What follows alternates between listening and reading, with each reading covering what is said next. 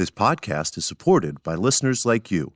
We're grateful for your tax-deductible donation at newthoughtphilly.org or the link in the episode description. A practical prayer is a prayer that works. These discussions between Reverend Bill Marcioni and Carol Lawrence dive into the details of how it works and how to work it. Reverend Bill is a New Thought minister and the author of Practical Prayer for Real Results. Your new life begins with a new thought. Carol Lawrence is on a spiritual quest, finding the New Thought teaching after decades on the pulpit in 3 different traditional denominations. I've got some questions. Together, they're exploring the philosophy and activities that come together from many of the world's religions to create the practical spirituality that is New Thought.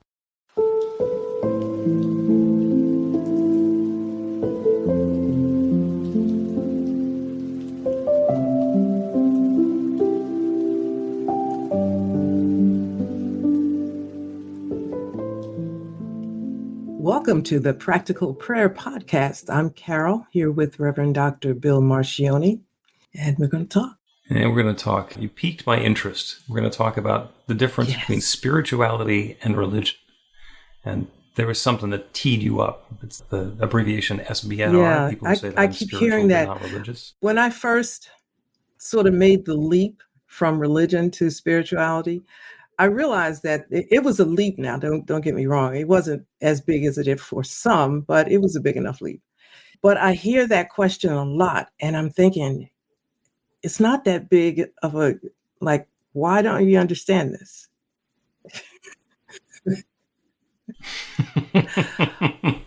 But I hear it a lot, and I think it's worth talking about. Okay. And you think that it should be obvious. So your question, why doesn't everybody understand it's obvious? I want to say yes, but I'm thinking no, not at the same time, because I find I'm fluent in scripture. I ought to be, as long as I was there. I know religion. So you know religion. But I also always felt like I was reading between the lines or pulling back layers of the onion, and that's where spirituality is. So often when people think about the difference between spirituality and religion, they think, well, you got the Bible over here and spirituality over there. And you can look at it like that. You can. There are other sacred texts that you can, separate the same way. But Ernest Holmes found a thread through everything. And once I found that thread and I got familiar with it, and as fluent in my understanding, I believe at this point of it, as I almost am of the scriptures, I can see a blend. I can see, I did a series on tracking the law of attraction through the Bible. And I just woke up one morning and said, oh, that's what I'm going to do. And I did it, and I'm thinking, well, what's the big deal here? Just like, don't take everything at face value. Ask some questions, pull back the layers of the onion, and it's all right there. Yeah. Yep. Oh, and there is definitely spirituality in religion. I have long contended that everything that's in the Bible is either historical, metaphorical, or metaphysical. And some things cover multiple topics because there's some stuff that's really rich and very well written. And you're much more familiar with it than I am. The problem in the Bible is that the parts aren't labeled. They walked from Galilee to Jerusalem. You can look on a map and say, okay, that's historical, and they were walking there.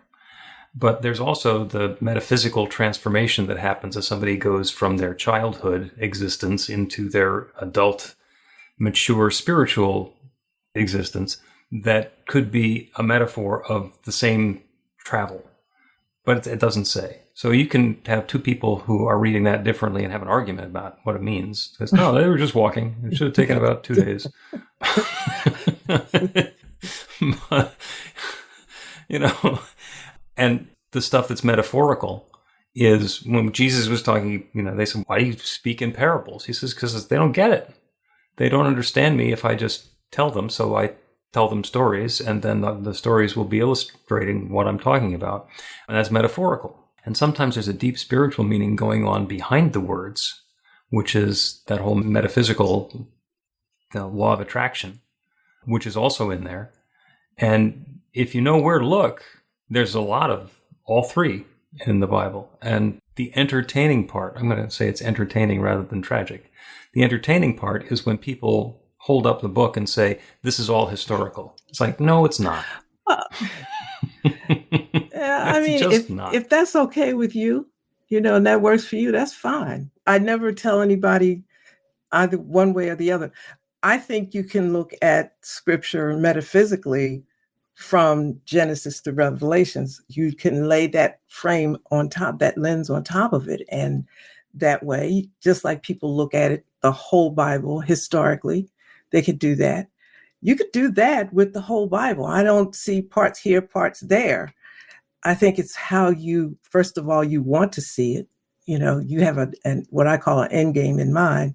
So if your end game means that you look at it historically, because historically everything has to come out a certain way, which agrees with what you think it should, then that's the only way you're going to want to see it. For me, I believe that the spirit is alive and ever changing, dynamic. So therefore, I couldn't look at it historically, because it could be saying this to me today and this to me another day, depending on where I am. I don't think God is just like standing over in a corner, and unless you are on one page seeing one thing, you're incorrect. Life is dynamic. And I think that the scripture has to speak to the dynamics of life at every point, which means you have to be open and flexible to receive that.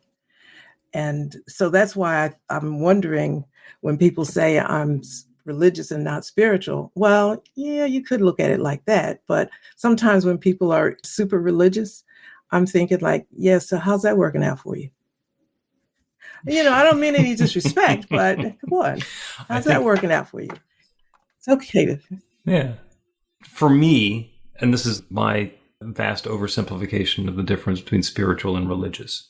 In religion, we have framework and rules and structure and hierarchy, and there is somebody who is telling us how to be religious. So if you go to the church or the mosque or the synagogue on this particular schedule and you behave according to this way, then you are following our religious tradition, whether it's Christian or Jewish or whatever one it is.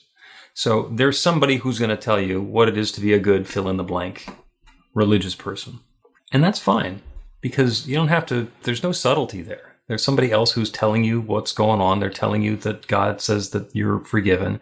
And the person who is following that religious path is off the hook. They don't have to think about anything else. Spirituality, on the other hand, is listening to that still small voice within, that divine presence, that infinite intelligence, and getting the guidance and the insight as to what is right for me now. And what's right changes from time to time based on circumstances and situations. It says right there in the Ten Commandments, thou shalt not kill. But then again, when we go to war and somebody attacks us, then killing suddenly becomes okay. And in fact, there's a whole bunch of stories in the Bible about people who are killing each other, and the good guys were doing some of the killing. So when did that become okay? Why did that change? And that's where spirituality comes in, because is it okay? Is it not okay? Does it change in the context? Does it change based on who I am and what I'm doing in that particular circumstance? Spirituality is much more of a solo endeavor. And we can be religious and be involved in a religious group and be in a spiritual practice as well, and share our spirituality with the people who we share our religion with, and reinforce and uplift and be together with them, to pray together and to follow the holidays together and to meditate together. And that can be really rich. I love being metaphorical. One of my metaphors of the difference between spirituality and religion is Arthur Murray dance lessons. In Arthur Murray dance lessons, they take the numbered footprints and they put them on the floor. And they put them out in this particular pattern, and there's the pink ones and the blue ones, and they say, okay, on 1 you step here, on 2 you step there, and as you go through, you're doing a waltz, or you're doing a cha-cha, or whatever the moves happen to be, because that's how you dance together. And people can learn how to dance that way. And that's fine. That's like religion. We're going to put the footprints down on the floor. You follow these footprints, and you are going to be a good Arthur Murray religion person. On the other hand, it's possible to turn on the music and say, feel the groove. Okay, feel the groove and start moving to it. And then look at your partner and start moving together with your partner. And you can dance that way, just feeling the music, feeling that connection. To me, that's spirituality. And the saddest thing that happens is when you get somebody who is trained in one technique and they're trying to move into the other one, they say, hey, can you turn the music off? I'm trying to count. They've missed the point. It's still, to me, a fine line, because religion is like what you do religiously, and that can certainly be found in spirituality. Because the one thing, when I retired as a pastor in the traditional Christian church, I felt like, obviously, I'm just not like ready to, sit on the porch. So I thought, okay, so this has been my life, all my life. So how do I transfer this over? Well, the obvious transfer would be to start a spiritual center for spiritual living. So I looked that up, and I looked in, to a lot of different things. I said, I could do this. This is no big deal. And this time, I do it the way I want to do it. But the one thing I do know about organizational development, which I got back from my corporate years, that once an organization, there has to be some rules. And once an organization becomes larger as it grows, then more and more of those things are in place or have to be put in place. And the next thing you know, you got religious. I followed that. I really did, because I could see easily how to do it. But I said, I'm going to end up in the same place because of just human nature and how people work in groups. And I said, that's not what I'm after. So that's the reason that I stopped, because I thought you could have a nice spiritual center that's going to end up being religious. Then you found New Thought, and you realized how resistant people are to being herded. The people who are following this teaching. It depends on what New Thought denomination, which is, I guess there's another word for it, but it depends. Because I watched a lot of them online, before. I mean, a lot. I know these folks by name. They don't know me. Mm-hmm. And I saw some that looked exactly like church. The only difference was, there was the Quran, the Bible, and other books on the table, candles instead of a cross. It's beyond what you see. It's what is. And to make sure that that's different, for me, I had to reject all of those things that might cause a person who's making the leap to find their comfort zone in this little piece of New Thought and miss out on everything else. So, when I looked at Scripture, the interpretation of Scripture through the lens of New Thought allows so much freedom and so much joy, so if you want to look at it historically, well, sit on the bench. That's pretty much your life. But to know God in a bigger way, you could do that through the Bible. I'm an avid reader, and I love Ernest Holmes and everything that he's written, and Florence Scovel Shinn and everybody. And even, I hang out with some Buddhists once a week. So it's all there. It doesn't need a label. I think that's what I'm rejecting. You don't need the label. You just need to have an open mind so that you can free yourself and be available to what spiritually is. And I'm trying to be careful now with the language I'm using here. But so you can be receptive to what comes to you. Yep. Let's take a break, and when we come back, we'll talk about yoga class. Learn to put practical prayer to work in your life.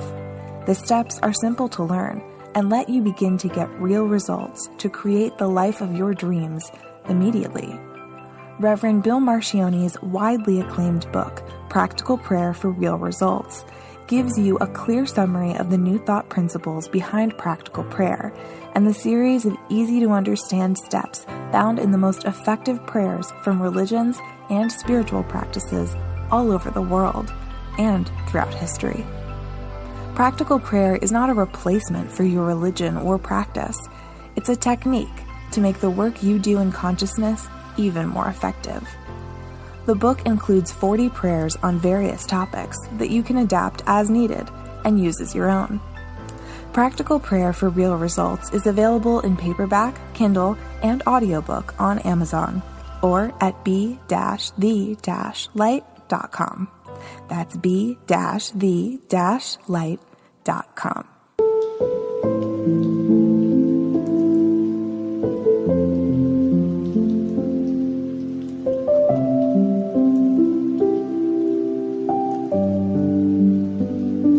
Welcome back to the Practical Prayer Podcast. I'm Carol, here with Reverend Dr. Bill Marcioni. And I said we're going to talk about yoga class, because yoga is one of those things that is spiritual but not religious, even with people who like to do yoga religiously. I used to go to the yoga studio that was the YMCA, and there was a kerfuffle amongst several YMCAs that we can't teach a yoga class because that's somebody else's religion, and that's not Christian. And in fact, I think the state of Alabama had banned yoga classes from physical education in the public schools until just a couple of years ago.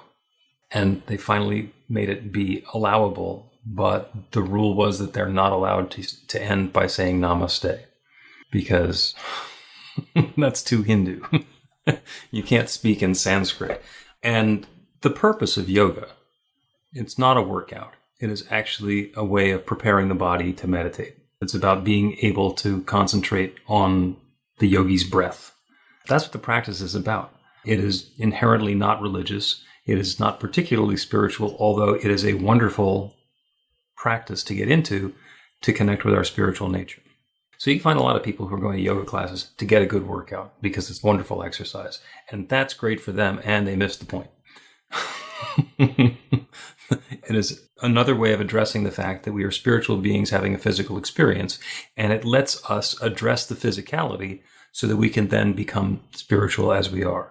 Religions are doing the same sort of thing, but they're approaching it differently. Like, oh, if you behave this way, or you follow these things, or these are the rules and the holidays and the sacraments, or these are the gods that you pray to, then everything will be okay. And they all started with some avatar who reached an enlightened state, and the people around him said, hey, that guy's cool. He reached an enlightened state. Let's learn how he did it. So they ask him to explain it, and usually he's not very good at explaining it because he's much more interested in having that enlightened experience. So he tries to explain it in words that don't necessarily work or connect, and then his followers try to do that, and a lot of them are really good because being in the presence of that spirituality is really uplifting, and then they try to replicate. And they teach more people, and the farther they get away from the avatar, the more it becomes, as you were speaking before the break, it's more just about the rules, and you do it this way, and it becomes interpersonal organizations and developmental dynamics until suddenly you've just got a 501c3. Exactly. And my contention is you can make anything spiritual. You can do anything, and that's one of the best things about New Thought, is the foundational concept is that there is only God. There is only that one infinite power and presence in life, and it's sharing itself as all sorts of different stuff, including each of us. And the situation is rigged so we forget that, and we forget it really easily, and we think that we're separate from that oneness, that we are somehow apart from God, that we are disconnected, that we are on our own, and that we don't deserve the good that we see around us. The whole teaching is about reminding ourselves the truth, that there is that one and we're part of it. There's one creative power and we're using it, and we are able to create the experience that we're having in life the same way that God, the divine, the infinite, created everything. So that's kind of fundamental to it. Is there a religion that's required or involved there? There's a lot of technique. There's a lot of practices that we go through because we get wrapped up in the stuff that's going on. We get victimized, especially when we're younger. We start to believe things that weren't true. And then there's the whole practice of unwrapping and unwinding and unpacking that so that we can get back to the truth that we started with, that we're divine in our nature and that we have access to all this potential. And it sounds like a lot. Really, it resonated when you said we have to remind ourselves. And we really, really do have to remind ourselves. As I was doing the work for the doctorate, which I thought I wasn't going to talk about, but I've been living I've been living it. So it's not very much else that I can think of right now until I get past it a little bit. But I enjoyed the studies of different theisms, how different ways of looking at God. And I always believed that it was necessary to do that study, right? Even long before, I always believed that it was necessary. So that's why I enjoyed this part so much. That's part of the reminding, because you can fall into different camps, and it's a good thing to know where you stand, what you really is right or wrong, because for years, I taught there was a certain way you look at God, period. That's it. And then I looked at other ways and I thought, you know what? Everybody is different. People are different, even though you're born in the same house, same families and all that. We have different inclinations. We have different things that we like, things that appeal to us, proclivities and all of that kind of thing. Is there a God for that? Certainly the one, monolithic God that's out there, the classical God who's out there and we're here, that's not the one for that. So it's a good idea to maybe open yourself up to how God might be expressed in other ways, Stop thinking of them as labels and think of them as ways God is expressing God's self to us in a way that works for me. And then there's another way that God expresses that works for somebody else, and I just felt like I was really privileged to be able to study the different ways. So when we're talking, I can know where you are. Yeah. You have reminded me back in the 80s, probably, when I was doing radio morning shows and being zany, we would do a bit that ended the show with some sort of a pithy saying or sarcastic reminder or something. And one of them I started using as my email signature because it was just so appropriate. And then I got into the New Thought teaching and it means something completely different. So I'm continuing to use it. And just by coincidence, it happens to be printed on my T-shirt, which is out of camera range unique. now. Go ahead and just like everyone else. Yeah. Yeah. Yeah. That's it. And it is our uniqueness and our individuality that gives spice to life. That gives the variety to creation. We are not uniform. We are unique, but we are all the same in that we are at our essence, that divinity individualized. And because we are unique, we're reflective, I think, a God that has more than one facet or dimension or reality or face, if you want to use that term. That's a perspective that I can appreciate, because if I have to tell you that it's just this one God and you chew gum, and that's going to cause you to, have some serious problems in the afterlife, who wants to serve or who wants to be a part of a God family like that? So when I did internet radio, before I knew anything about what it was, I was doing it in 2007, and my audience was largely international. And I couldn't figure out why, because people from other places thought differently. And I was talking about things that resonated, or speaking in a way that resonated with people in other places. So I didn't have very much from my own camp. I went into it thinking like I'm just going to have a radio show too, because I'd done terrestrial radio also. But I met so many new people. And I said that to say churches are empty and emptying because of that, because we refuse to show the multifacets of God. Insist that God be this. And how are you going to be like a God that is so unlike anything that you understand or feel or know? I think those are the missing links. That's that bridge I was talking about. I'll say this real quickly. I referred to the Christ mind, which has nothing to do with Jesus, but we connected. And in church, you want people to be Christ-like. You want people to be like Jesus because you're putting that. But yet Jesus is on that image is unattainable, So how can I follow someone who is unattainable? Do you know what I mean? He's 100% man and 100% God, but you only want to see him this way. I can't be like somebody that's impossible for me to be like, So listen, I'm tired of this. And so people say, I'm not going to church anymore, right? I'm getting smacked for everything I do. There's a standard that's unrealistic. And you put a guy up here and say, this is the standard. I can't be like that. So there's something wrong with the translation, I think. Oh, yeah. And if you could be like that, then people would find that to be challenging or difficult as well.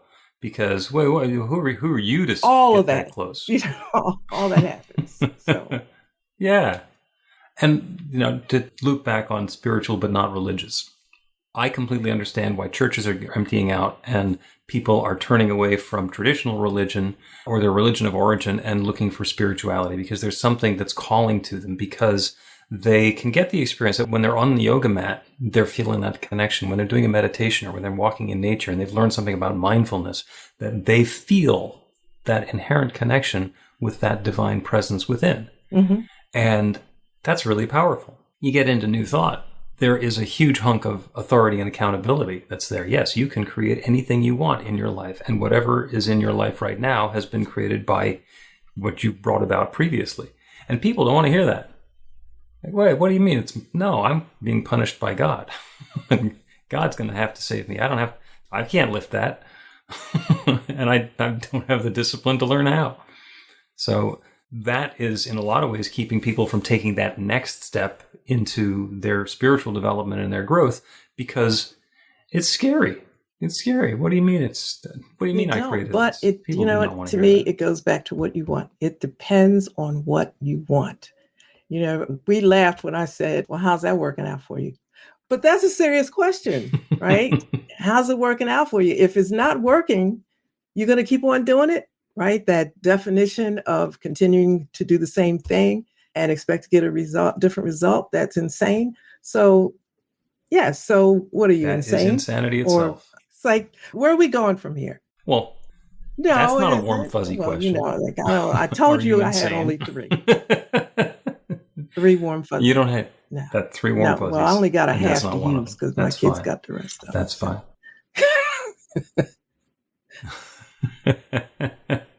Let's do another break, and then we will do a prayer. And the prayer will be about connecting with the divinity within. Get inspiration in an instant.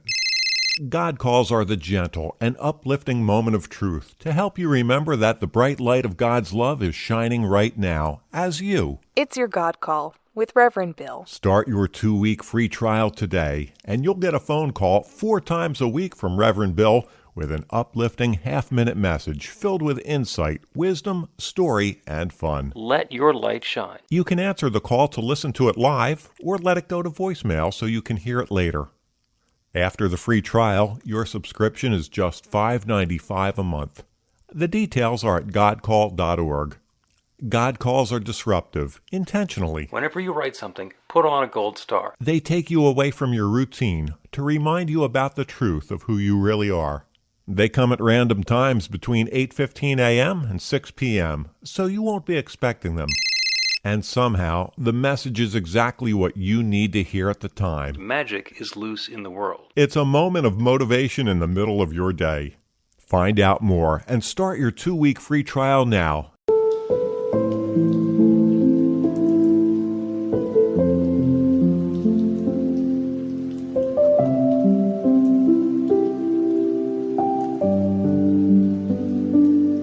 Welcome back to the Practical Prayer Podcast. I'm Carol, here with Reverend Dr. Bill Marcioni. We've had a great talk. Yeah, spiritual or religious, or spiritual but not religious, SBNR, as people are going through their transformation. And when we let loose our tension or our grip on single religion, and we open up to the possibility that maybe the other one's had something going on, then we invite in a whole bunch of richness. When we have a religion of our own, then the other religions become other. And people who follow other religions become them. And when, if we're growing up in Christianity, then, are we going to read the Quran? Do we dip back into the Old Testament and get involved in the celebrations and holidays that Jesus had when he was growing up? What about all those gods in Hinduism? And how does that all fit together? And one of the things that I say in the classes is that what we want to do is take the best from all of the religions. They all have something wonderful to offer. And in fact, they all offer a rich, wonderful community and lifestyle where you can follow the religion, and that's becomes a defining factor of who you are. But let's say you could meditate like Buddha and pray like Muhammad and love like Jesus and believe like Moses and. Let's get all of that. Let's take all of that. And it's not that, if I'm not following, I'm not a Buddhist, so I can't meditate. Yeah, you can. But, sitting under that Bodhi tree for a long, long time, that was a serious meditation. And perhaps we can learn something from that and from people who spend a lot of time and focus on meditating. There's something in all of them. So let's do a prayer on that. Instead of following a particular religion or path or something that has been prescribed for us, let's open ourselves to the awareness of the divinity within. Because the fundamental belief that we have in New Thought is that there is one creative power, one divine presence, one source of everything. We call it God. We call it nature. We call it spirit. We call it the creator. It doesn't matter what we call it. It doesn't matter what its name is. It is that one which in the beginning was all there is. That one divine power and presence, that one infinite potential and an idea, an intentionality for this manifest universe to come into being. And it could be the story that's in the beginning of Genesis, or it could be the story that the scientists tell about the Big Bang, of being able to trace back 14-point-something billion years to the singularity that exploded and began rearranging and shaping itself into everything that exists, stars and galaxies and planets and people and particles and all of it. There is one. It is that one story, that one divine presence that shares itself through and as and in every part of its creation. Everything is that one expressed in a unique and specific and particular way. So if that's true of everything in the universe, that's true of me and each one within the sound of my voice. Each of us, an individualization of that divine presence, showing up in our own unique way. And so that infinite creative power, that divine intelligence that's available, that exists everywhere, that is part of that creation, that's available to us now, to the extent that we can open ourselves to the awareness of that divinity within, to the creative power that is inherent in us. We're able to open to it and invite it to create something new and wonderful for us. So what I'm inviting now is an even deeper awareness of that divine power and presence, an even deeper understanding of the divine good that is the truth of our nature, the ability to speak from that authentic self with all of the creative power that exists everywhere in the universe to create something new and wonderful. I am inviting joy and harmony. I am inviting health and vitality. I am inviting peace and serenity. I am inviting joy and possibility. I am inviting opportunity and creativity. I am inviting prosperity and richness. I am inviting love and connection for each of us individually, for all of us together, opening up the channel through which that good can flow, and knowing without any question that that creative law that has created everything is creating this. It's still active. It's always active. And so I know that each of us is even more aware of the divinity within us and is harnessing that divine power and presence to create something new and wonderful.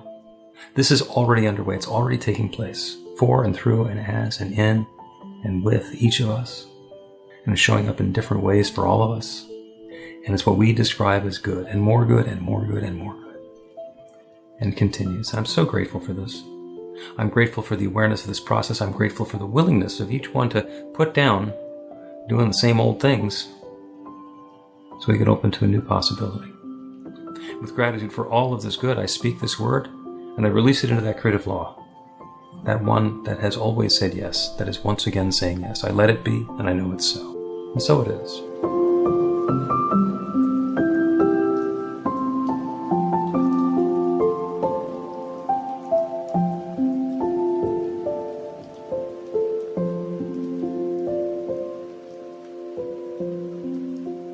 The Practical Prayer Podcast with Reverend Bill Marcioni and Carol Lawrence is a production of BeTheLight.com, be-the-light.com, where you can find more information about practical prayer for real results. Our theme is by Music of Wisdom.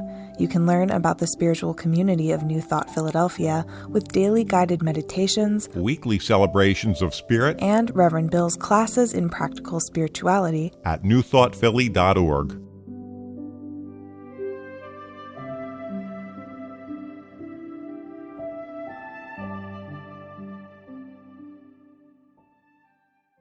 This podcast is supported by listeners like you. We're grateful for your tax-deductible donation at newthoughtphilly.org or the link in the episode description.